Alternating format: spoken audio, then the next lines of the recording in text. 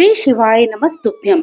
राधे राधे भक्तों, चलिए आज आप रसपान कीजिए फाल्गुन मास महात्म्य के अध्याय 6 का। श्री सूत जी कहते हैं, राज सिंहासन प्राप्त कर लेने पर वीर राजा भद्रायु ने किसी समय अपनी धर्म पत्नी के साथ रमणीय वन में प्रवेश किया। वहां उन्होंने देखा कुछ ही दूर पर एक ब्राह्मण पति पत्नी चिल्लाते हुए भागे जाते हैं और कोई बाघ उनका पीछा कर रहा है। वे दोनों पति पत्नी कह रहे थे, हे महाराज, हे राजन, करुणानिधि, हमारी रक्षा कीजिए, रक्षा कीजिए। ये पुकार सुनकर राजा ने अपना धनुष उठाया। इतने में ही वह व्याघ्र आ पहुंचा। उसने ब्राह्मणी को पकड़ लिया। वह हे नाथ, हे नाथ, हे प्राणवल्लभ, हे शंभु, हे जगदीश्वर आदि कहकर विलाप करने लगी। व्याघ्र बड़ा भयानक था। उसने जो ही ब्राह्मणी को पकड़ा, त्यों ही राजा भद्रायु ने अपने तीखे बाणों से उसके मर्म में आघात किया, किंतु वह महाबली व्याघ्र उन बाणों से तनिक भी व्यथित न होकर ब्राह्मणी को बलपूर्वक खींचकर दूर निकल गया। अपनी पत्नी को व्याघ्र के पंजों में पड़ी हुई देखकर ब्राह्मण को बड़ा दुख हुआ। वह विलाप करने लगा, हे प्रिय, हे कांते, हे पतिव्रते, तुम यहाँ मुझे अकेला छोड़कर परलोक में कैसे चली गई? तुमको छोड़कर मैं कैसे जीवित रह सकता हूँ? राजन, तुम्हारे वे बड़े बड़े अस्त्र कहाँ हैं, जिनकी बड़ी प्रशंसा सुनी जाती थी? वह महान धनुष अब क्या हो गया? तुम्हारा 12,000 हाथियों से भी अधिक बल कहाँ है? तुम्हारे शंख, खड़क तथा मंत्र अस्त्र विद्या से क्या लाभ हुआ? दूसरों को क्षीण होने से बचाना क्षत्रिय का परम धर्म है।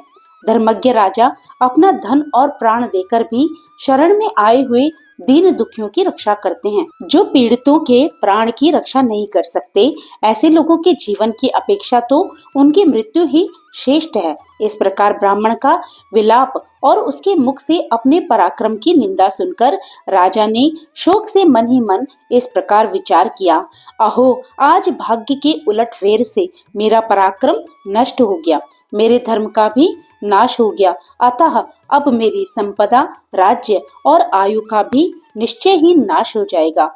यूं विचार कर राजा भद्रायु ब्राह्मण के चरणों में गिर पड़े और उसे धीरज बंधाते हुए कहने लगे, ब्राह्मण, मेरा पराक्रम नष्ट हो गया है। मुझे क्षत्रिय अधम पर आप कृपा कीजिए। महामते, शोक छोड़ दीजिए। मैं आपको मनोवांछित पदार्थ दूंगा। ये राज्य, ये रानी और मेरा ये शरीर सब कुछ आपके अधीन है। बोलिए, आप क्या चाहते हैं? तो ब्राह्मण बोला, राजन, अंधे को दर्पण से क्या काम? जो भिक्षा मांगकर जीवन निर्वाह करता हो, वह बहुत से घर लेकर क्या करेगा?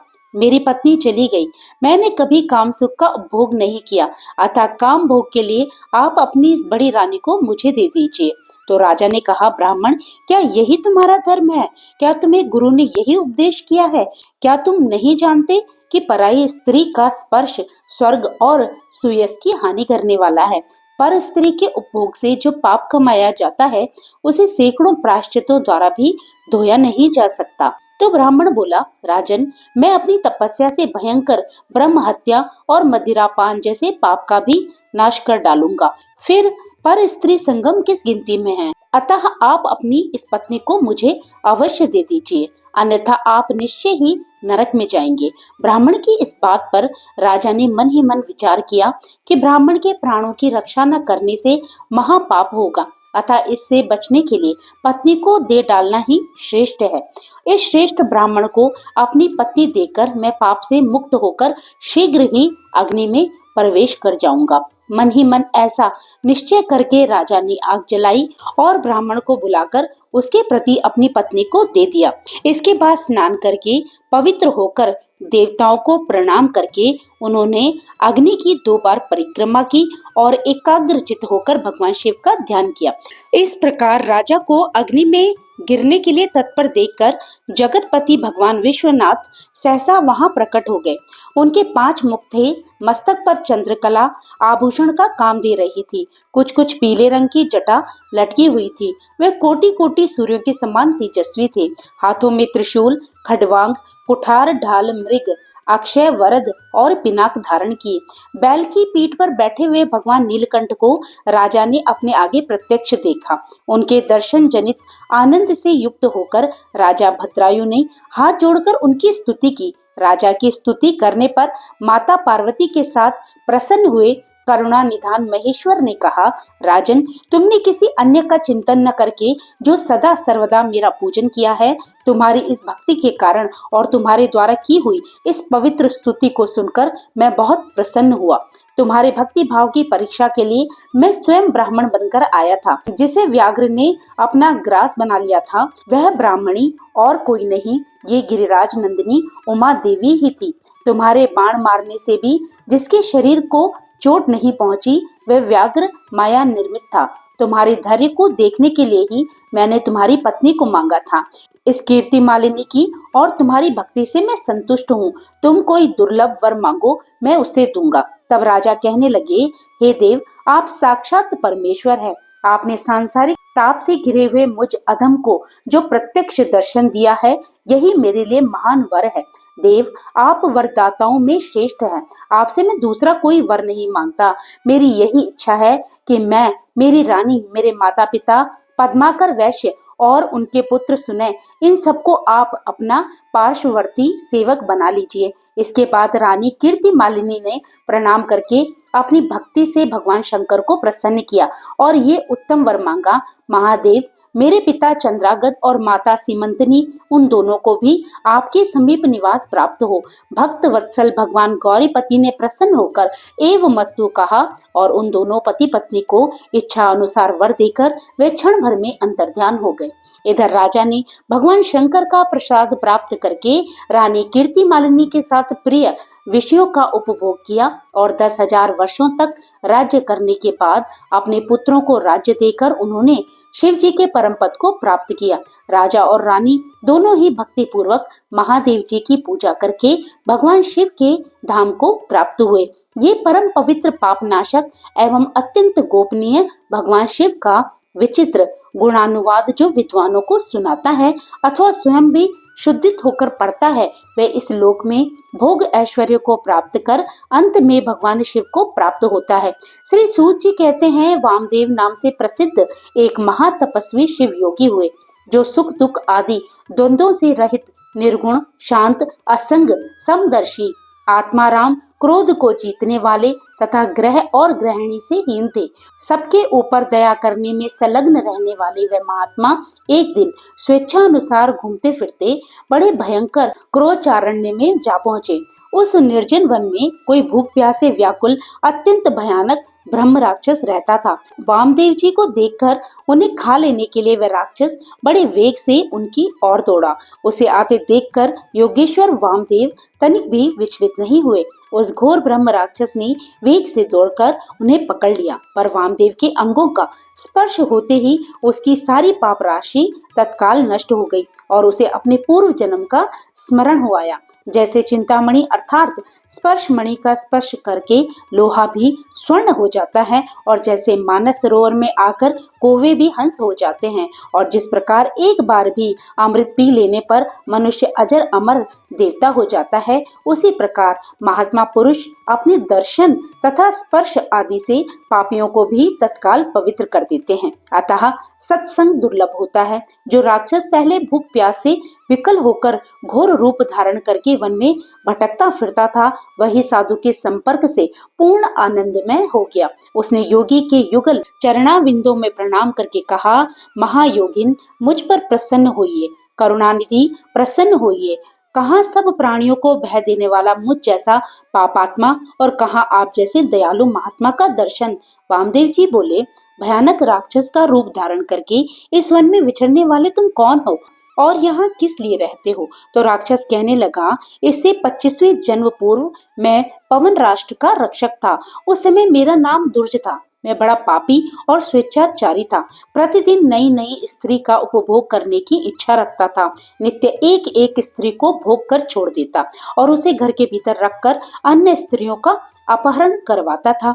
मेरे द्वारा भोगी हुई वे स्त्रियां घर के भीतर बंद रहकर दिन रात शोक में डूबी रहती थी। मेरे राज्य में जितने ब्राह्मण थे वे सब स्त्रियों सहित भाग गए। मैं सधवा, विधवा, कुमारी तथा रजस्वला सभी तरह की स्त्रियों का हरण करके उनके साथ कुकर्म करता था। इस प्रकार दूषित विषय भोगों में आसक्त मत एवं मदिरा पान में रत रहने के कारण मुझे जवानी में ही यक्ष्मा आदि बड़े बड़े रोगों ने घेर लिया। मंत्रियों और सेवकों ने भी मुझे त्याग दिया। अंत में मैं अपने ही कुकर्म के कारण मर गया। जो मनुष्य धर्म से भ्रष्ट हो जाता है उसकी आयु नष्ट होती है, आयश बढ़ता है, भाग्य क्षीण होता है, वह अत्यंत दुर्गति में पड़ता है तथा उसके पूर्वज पितर स्वर्ग से निश्चय ही गिर जाते हैं। मृत्यु के बाद यमराज के दूत मुझे यमलोक ले गए। वहां मैं भयंकर नरक कुंड में डाल दिया गया। उस कुंड के भीतर यमदूतों से पीड़ित होकर मुझे 30,000 वर्षों तक रहना पड़ा। इसके बाद बचे हुए पाप के फल से मैं निर्जन वन में भूख प्यास से व्याकुल पिशाच हुआ। पिशाच योनि में मैंने एक दिव्य 100 वर्ष व्यतीत किए। फिर दूसरे जन्म में व्याघ्र, तीसरे जन्म में अजगर, चौथे में भेड़िया, पांचवें में सुअर, छठे में गिरगिट, सातवें में कुत्ता, आठवें में सियार, नौवें में नीलगाय, 10वें में मृग, 11वें में वानर, 12वें में गीद, 13वें में नेवला, 14वें में कौवा, 15वें में रीछ, 16वें में वन मुर्गा, 17वें में गधा, 18वें में बिलाव, 19वें में मेंढक, 20वें में कछुआ, 21वें में मछली, 22वें में चूहा, 23वें में उल्लू और 24वें में जंगली हाथी और 25वें जन्म में ब्रह्म राक्षस हुआ। इस समय आपके शरीर के स्पर्श मात्र से मेरे पूर्व जन्मों की स्मृति जाग उठी है। आपके संग से मेरे मन में वैराग्य एवं प्रसन्नता हुई है। महामते, ऐसा प्रभाव आपको कैसे प्राप्त हुआ? तब वामदेव जी बोले, ये मेरे शरीर में लगे हुए भस्म का महान प्रभाव है। भगवान शंकर के सिवा दूसरा कौन है जो भस्म की शक्ति को जानता हो? महादेव जी का जैसा महात्म्य है वैसा ही भस्म का भी है। भस्म के संसर्ग से तुम्हारी बुद्धि भी निर्मल हो गई, अतः तुम भी श्रद्धा से पवित्र त्रिपुंड धारण करो। महातपस्वी शिव योगी वामदेव ने इस प्रकार भस्म का महात्म्य बतलाकर भस्म को अभिमंत्रित करके उसे घोर ब्रह्म राक्षस को दिया। उससे ब्रह्म राक्षस ने अपने ललाट में त्रिपुंड धारण किया और उसके प्रभाव से वे तत्काल ब्रह्म राक्षस शरीर का त्याग करके दिव्य स्वरूप से सुशोभित होने लगा। उसने भक्ति पूर्वक गुरु वामदेव की परिक्रमा की और दिव्य विमान पर बैठकर पुण्य लोक को प्रस्थान किया। महायोगी वामदेव साक्षात शिव की ही तरह पुनः संसार में भ्रमण करने लगे। श्री सूत जी कहते हैं कि श्रद्धा ही संपूर्ण धर्मों के लिए अत्यंत हितकर है। श्रद्धा से ही मनुष्यों को दोनों लोकों में सिद्धि की प्राप्ति होती है। श्रद्धा से भजन करने वाले पुरुष को पत्थर की मूर्ति भी फल देने वाली होती है। श्रद्धा भक्ति से पूजा करने पर अज्ञानी गुरु भी सिद्धिदायक हो जाता है। श्रद्धा से जब किया हुआ मंत्र अव्यवस्थित होने पर भी फलदाता होता है। श्रद्धा से पूजा करने पर देवता नीच पुरुष को भी फल देने वाले होते हैं। अश्रद्धा से की हुई पूजा, दान, यज्ञ, तप और व्रत सभी निष्फल होते हैं। मंत्र, तीर्थ, ब्राह्मण, देवता, ज्योतिषी, औषधि तथा गुरु में जिसकी जैसी भावना होती है उसे वैसी ही सिद्धि प्राप्त होती है। इस विषय में एक अत्यंत अद्भुत उपाख्यान बताया जाता है जिसके श्रवण से सब मनुष्यों की अश्रद्धा तत्काल दूर हो जाती है। पूर्व काल में पांचाल देश के राजा के सिंह हेतु नाम से विख्यात एक पुत्र था जो समस्त उत्तम गुणों से युक्त और सदा क्षत्रिय धर्म में तत्पर रहने वाला था। एक दिन महाबली सिंह केतु कुछ सेवकों को साथ लेकर शिकार खेलने के लिए वन में गया। राजकुमार का कोई सेवक जो शबर अर्थात भील कुल में उत्पन्न हुआ था, शिकार की खोज में इधर उधर घूम रहा था। उसने एक टूटा फूटा गिरा पड़ा पुराना देवालय देखा। उसमें चबूतरे पर एक शिवलिंग पड़ा था जो पीठ से टूटकर अलग हो गया था। वह शिवलिंग सीधा और सूक्ष्म था। सबर ने उसे मूर्तिमान सौभाग्य की भांति देखा। पूर्व कर्म से प्रेरित होकर उसने उस शिवलिंग को शीघ्रता पूर्वक उठा लिया और बुद्धिमान राजपुत्र को दिखाया और कहा, प्रभु देखिए, ये कैसा सुंदर शिवलिंग है। मैंने इसे यहीं देखा है। मैं आदर पूर्वक इसकी पूजा करूंगा। आप मुझे पूजा की विधि बता दें जिससे मंत्र न जानने वाले मुझ जैसे पुरुषों के द्वारा भी की हुई पूजा से भगवान शिव प्रसन्न हो। निषाद के इस प्रकार पूछने पर परिहास कुशल राजकुमार ने हंसकर कहा, शिवलिंग को शुद्ध आसन पर स्थापित करके सदा संकल्प पूर्वक नूतन जल से अभिषेक करें। शुभ गंध, अक्षत, वन के नए नए पत्र पुष्प तथा धूप दीप आदि के द्वारा पूजन करें। चिता का भस्म चढ़ाएं और अपने भोजन करने योग्य अन्न के द्वारा भगवान को नैवेद्य लगाएं। पुनः धूप दीप आदि उपचारों को अर्पित करें। यथा योग्य नृत्य, वाद्य और गीत आदि की भी व्यवस्था करें। फिर नमस्कार करके विधि पूर्वक भगवान का प्रसाद ग्रहण करना चाहिए। ये मैंने तुम्हें शिव पूजन की साधारण विधि बताई है। अपने स्वामी के इस प्रकार उपदेश देने पर चंडक नाम वाले शबर ने उसे सादर शिरोधार्य किया और अपने घर आकर लिंग मूर्ति महेश्वर का प्रतिदिन पूजन आरंभ किया। वह प्रतिदिन चिता भस्म का उपहार भेंट करता था। अपने लिए जो जो वस्तु प्रिय थी वह सब गंध पुष्प अक्षत आदि पहले भगवान शिव को निवेदन करता था। उसके बाद भगवत प्रसाद को स्वयं ग्रहण करता था। इस प्रकार वह पत्नी के साथ भक्ति पूर्वक महेश्वर की पूजा में संलग्न रहा। इस आराधना में उसके कई वर्ष बीत गए। एक दिन वह शबर जब शिव पूजा के लिए बैठा तब देखता है कि पात्र में चिता का भस्म तनिक भी शेष नहीं है। तब वह तुरंत उठकर दूर दूर तक चिता भस्म ढूंढता हुआ घूम आया, किंतु कहीं भी उसे चिता भस्म नहीं मिला। अंत में वह थक कर घर लौट आया और अपनी पत्नी को बुलाकर उसने कहा, प्रिय, चिता भस्म तो मुझे नहीं मिला, बताओ अब क्या करूं? आज मुझ पापी के शिव पूजन में विघ्न पड़ गया। पूजा के बिना मैं क्षण भर भी जीवित नहीं रह सकता। पति को इस प्रकार व्याकुल देखकर शबर की स्त्री कहने लगी, हे नाथ, डरिए मत, मैं एक उपाय बताती हूँ। यह अपना घर बहुत दिनों का पुराना हो गया है।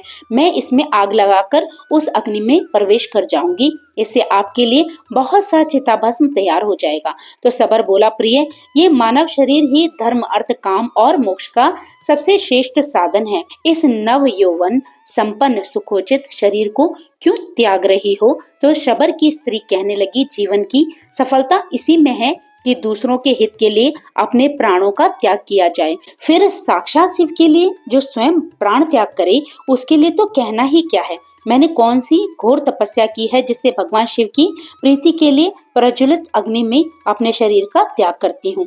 अपनी पत्नी की इस प्रकार स्थिर बुद्धि और शिव भक्ति देखकर दृढ़ संकल्प वाले शबर ने तथास्तु कहकर उसकी सराहना की। शबरी ने स्वामी की आज्ञा पाकर स्नान से पवित्र होकर अलंकार धारण किए और अपने घर में आग लगाकर अग्निदेव की भक्ति पूर्वक परिक्रमा करके अपने पतिदेव गुरु को नमस्कार और हृदय में भगवान सदाशिव का ध्यान करके अग्नि में प्रवेश करने के लिए तत्पर होकर हाथ जोड़कर इस प्रकार स्तुति की, हे देव, मेरी इंद्रियां आपकी पूजा के लिए पुष्प हो, यह शरीर धूप और अग्रु हो, हृदय दीपक हो, प्राण भविष्य का काम दे और कर्मेंद्रियां आपके लिए अक्षत हो जाएं।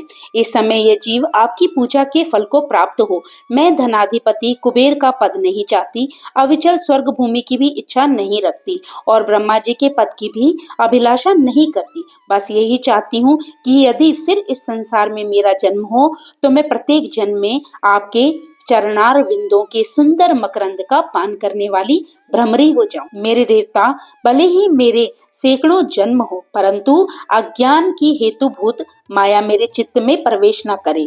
किंचित आधे क्षण के लिए भी मेरा हृदय आपके चरण कमलों से अलग न हो। हे महेश्वर, आपको नमस्कार है, नमस्कार है। इस प्रकार देवेश्वर भगवान शिव को प्रसन्न करके दृढ़ निश्चय वाली शबरी प्रज्वलित अग्नि में प्रवेश कर गई और क्षण भर में जलकर भस्म हो गई। फिर शबर ने उस भस्म को लेकर जले हुए घर के समीप ही भगवान शिव का पूजन किया। पूजन के अंत में उसने प्रसाद लेने को नित्य आने वाली अपनी प्रियतमा का स्मरण किया। स्मरण करते ही वे पहले की भांति हाथ जोड़कर सामने खड़ी दिखाई दी। पत्नी को देखकर तथा जलकर भस्म हुए घर को भी पूर्ववत स्थित देखकर शबर आश्चर्यचकित होकर सोचने लगा, अहो, अग्नि तो अपने तेज से वस्तु को जलाती है, सूर्य केवल किरणों से तपाते हैं। राजा अपने दंड के द्वारा अपराधी को दग्ध करता है और ब्राह्मण मन से जला डालता है।